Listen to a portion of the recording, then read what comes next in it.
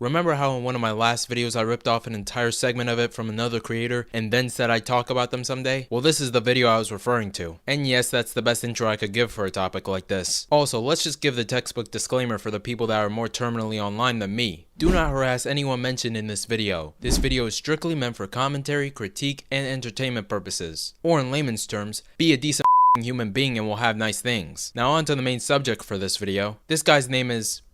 I'll just call him Roscoe. He's made two pretty good videos on Invincible, and although they're fairly well made, some of the criticism he has in those videos are not really in good faith. So in this video, I'll basically be talking about why my opinion is right and his is wrong. Oh, and if he decides to respond to this video, I'll give him two counter arguments right now. Number one, yes, I ripped off the intro you had in your second Invincible video. And number two, yes, my outro is partially inspired by yours. Now with that out of the way, let's get into the verbal joust. Now even though I mentioned two videos, I'll only be focusing on the first one since the second one is more for entertainment than anything else. Roscoe's first video levied a lot of different points ranging from good to mid to just downright petty, with his first point being the fact that when he made the video he didn't even watch season 1. Before I say anything, I'd like to preface that I haven't watched season 1, as I didn't and still don't think I need to, as aside from some changes that are still relevant in season 2. Oh no wait, that's not a point, that's just the intro. And this is kinda where the video falls flat in terms of criticism. I mean, how the hell are you gonna criticize something and not even give it a fair shot? That's like me responding to a video that disagrees with my opinion without even watching it. Yes, I saw his comment stating that he still holds the same opinions after watching season 1, but let's be real here, my point still stands. And isn't it kinda odd how you finally watched the show after giving it that much flack and nothing about your opinion changed? No nuance, no variation, no nothing? Oh, by the way, before I forget, he did watch at least the first 4 episodes of season 2, which isn't much if you're looking for this, but it is something worth noting. Now let's move on to the first actual point of criticism. He gives the story its credit for being a one-to-one adaptation, yet states that the problem with it is the way certain scenes play out and the switching of certain side characters, like this babe right here. And I'll admit, while ᵒₒ was given the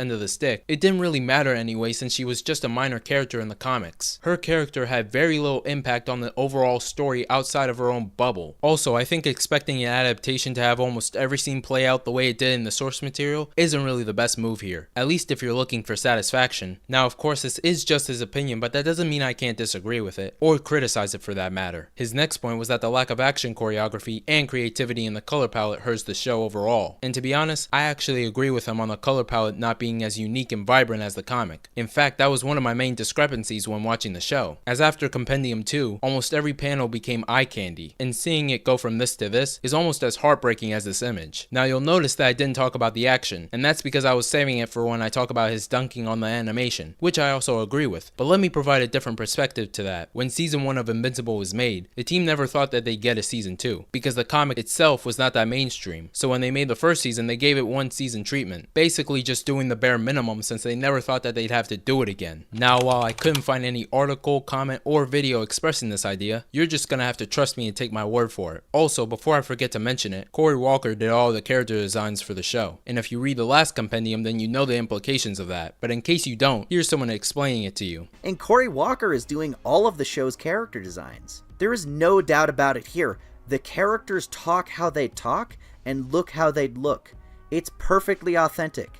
Kirkman's characters are still his own to control, and maybe they don't resemble Walker's earliest art, but if you look at his more recent stuff, it's definitely just the show's art style and sequential art form. When Roscoe talks about the adaptations of the characters, he talks less about their story and more about their appearance. And remember when I said his points can be downright petty at times? Yeah, this section is what I was referring to. Bulletproof is supposed to be big, muscular, and easily over 6 feet, but is somehow the same size as Rex Blode. Lucan was a massive, towering behemoth, but undoubtedly pure muscle. Now he's some fat African uncle. This nigga looks like one of the voice actors. Next up is the constant swearing he mentions, which I can admit the swearing does have to be done in moderation, but comparing it to the comics is kind of unfair given the fact that the comic was rated teen and the show's rated M. Also, he makes it seem like the show doesn't have slow-paced moments of the characters pouring their hearts out compared to the comics, when that objectively is not true. In the comics, he literally only swore once. Invincible are very pivotal points of his story. They had long texts of characters pleading their cases, pouring their hearts out, some of them just spitting heat, all gone to make way for this weak-ass writing. Like, what was the point in dropping the F-bomb at the end of this scene?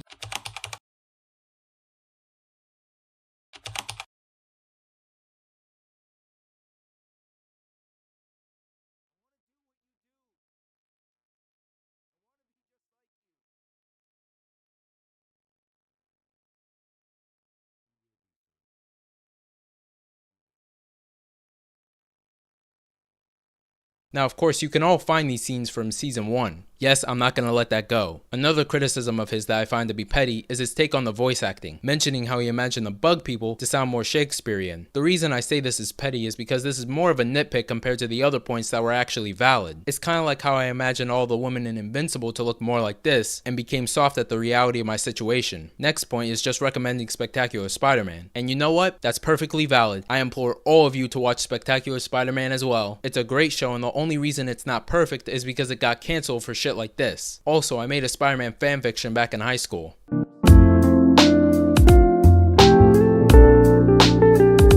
Now, as for this middle ground section, I want to state what we can agree to disagree with, or just simply agree on. His first point about the story not being 100% faithful to the source material is fairly disagreeable, which is why I'll still disagree with him on it. I'll give him some leeway though, since he probably thought of better ways to change certain aspects of the story without swapping certain characters. Also, it's just his opinion. His second point about the color palette and action choreography is definitely something we can both agree on, along with the animation. Of course, his petty criticism about the black Viltrumite being fat is gonna have to stay in the circus. His fourth point about the constant swearing is something we won't agree on, given that I actually rewatched both seasons of Invincible while making this video, and the swearing itself was actually done in moderation.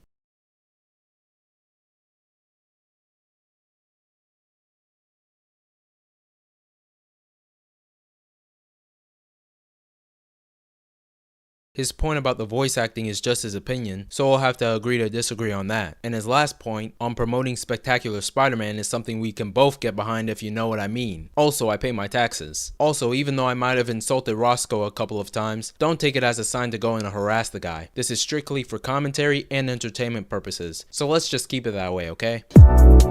Real quick, if y'all enjoyed this video, please be sure to like and subscribe so I can flex on the hoes and the haters. Also, follow my socials so that you'll know when I post a new video. And if you really enjoy my content, then consider checking out my Patreon, where I give weekly behind the scene updates, as well as an archive for all my videos. You can also get your name featured on the end credits, as well as early access to the first 2 minutes of all my videos, which also include this one. Thanks for watching, and I'll see you next week.